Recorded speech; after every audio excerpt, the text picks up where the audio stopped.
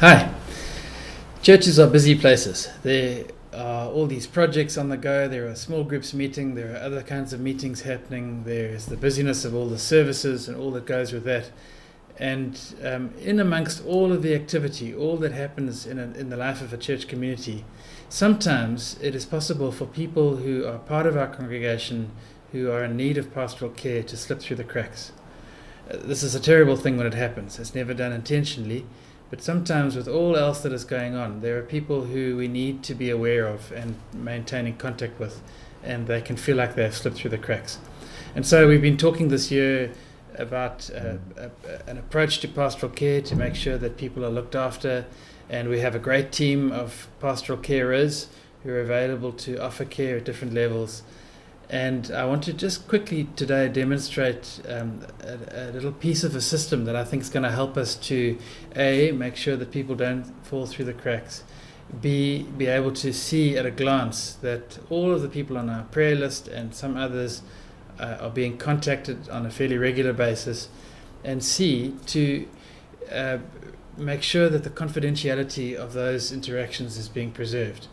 It's been wonderful having the WhatsApp group and being aware of all the different pastoral needs, but we need to be careful about how much we're sharing outside of that conversation with a larger group, just for the sake of the dignity of the people involved. Everybody means well, but we just need to be a little careful about that. So those are the three objectives that I hope that the system will help us achieve. A, make sure no one slips through the cracks. B, help us to be able to see at a glance that care is happening across the full group of people needing care, and C, to be a bit discreet about and sensitive about confidentiality as we deal with people. So you'll see on the screen in front of you, this is a version of the Westville Methodist Church web app. And if you haven't had the app installed yet, I'd love to help you. Or Felicity said as well that she's happy to sit with people and to install the app. It's very simple, and once the app is installed on your phone, then you'll see now that it's going to help us to use the system that we've set up. Please note that if this is an impossibility for you, if you literally cannot use the app, there are other ways. So this is not the only approach, but this is just a simple way that you'll see will help us to achieve those three objectives that I talked about.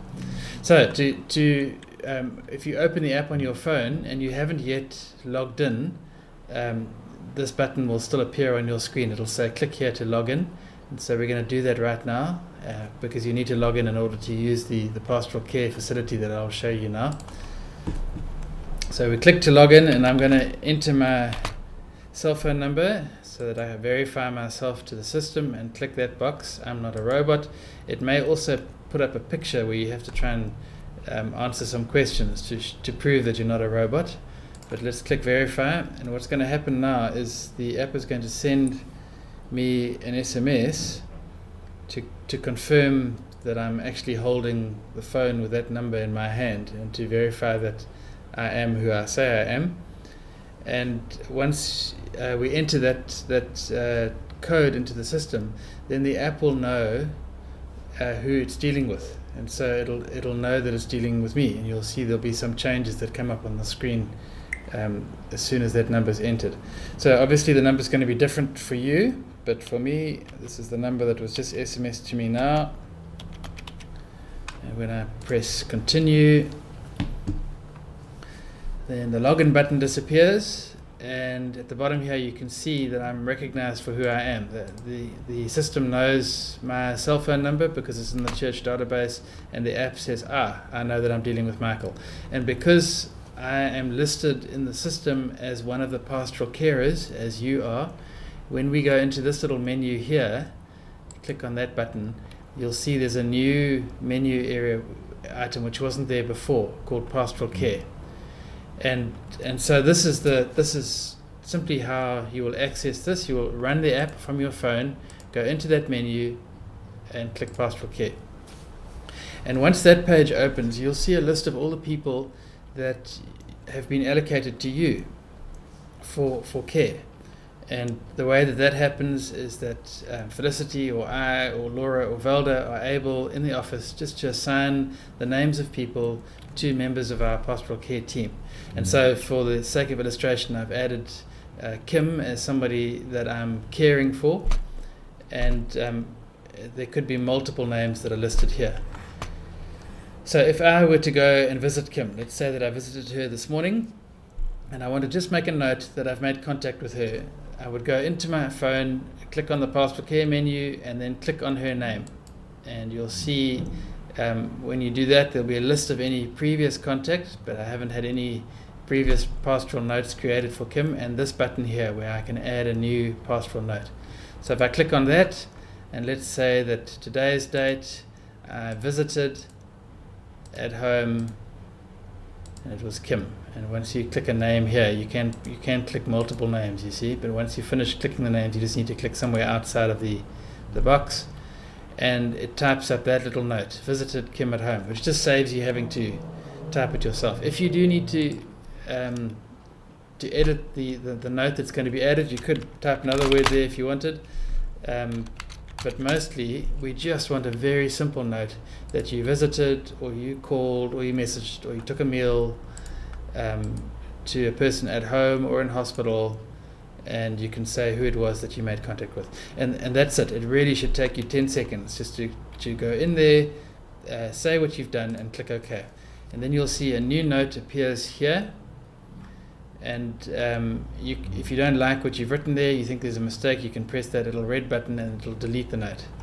But what that achieves is that as soon as you've made contact with your person like that and just made a little note, I was in touch with them today, I phoned them, or I saw them, or whatever, then we will know in the office that the contact has been made, and we'll be able to see very easily who's been in touch, and if there's a person who's where they haven't had any contact for a couple of weeks, we can say maybe we need to get a hold of that person. But it's just a very simple way of keeping track of how effective we are being in making sure that no one slips through the cracks. Also notice that the note doesn't include any very personal details. So you don't need to say what it was that I needed to see Kim about. I know what I spoke to her about. And if ever you need to share that with me, or there's a need that needs to be communicated, we can do that. But for the most part, just to say I visited, that's absolutely fine. And we're not then oversharing all the details of that contact. And we know, we can be assured that contact has taken place, and the system seems to be working. And that's that. If you need to send a message to the office, you can always click on this little button here.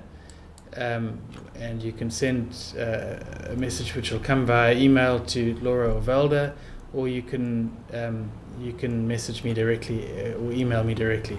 That's fine. So that's the system. Open the app, click on the menu once you've logged in. You'll only have to log in once. Go to Pastoral Care, and you'll see all the people who are assigned to you, any previous notes, and you can easily create a new note. So what will happen now is on the WhatsApp group, we're going to just work through the list of names of all the people who are on our prayer list. There may be some names actually that can come off the prayer list. We're going to look through that list of names, and then we're going to ask on the group if we can allocate people to take on 1 or 2 or 3 or however much time you have, just with a commitment to a phone call now and then or a visit now and then, depending on what they need, and then keeping us up to date with what's happening, so that we can be sure that people aren't slipping through the cracks. So this is my idea. I'd be very grateful to hear any feedback that you may have, any questions. I hope this will be helpful for us in achieving those objectives. Thank you so much for being available to serve in this way. It's such a vital ministry for people to know that the church is caring and is looking out for individuals. So thank you, and good luck. Shout if you need a hand.